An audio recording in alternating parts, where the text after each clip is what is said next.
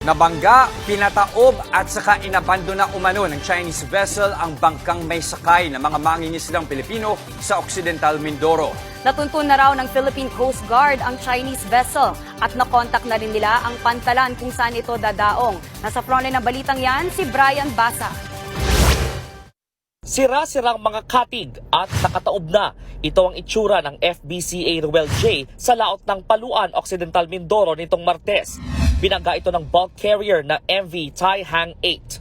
Ayon sa Philippine Coast Guard, nakahinto ang fishing boat nang sumalpok ang barko sa bangka. Sa lakas ng impact, tumaob ang bangka ng mga Pinoy. Nahulog din sa dagat ang 5 sakay na mangingisda. Pero sa halip na tulungan, iniwan pa ng barko ang mga Pinoy. Coast Guard na lang ang nag-rescue sa kanila. Nanawagan ang kaanak ng isa sa mga mangingisda na matunton ang barko.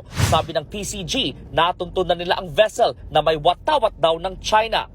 The report says that the vessel is Chinese flag, and we now are coordinating with the flag state. May existing protocol tayo to go after maritime offenders of that nature.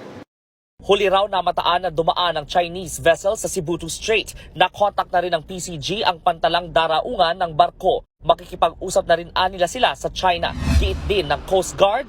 We will be very serious on this. So this goes through with any users of our seas.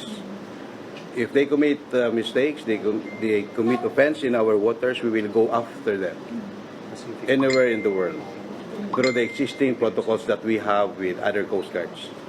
Wala pang pahayag kaugnay niyan ang China. Nagbabalita mula sa frontline, Brian Basa, News 5.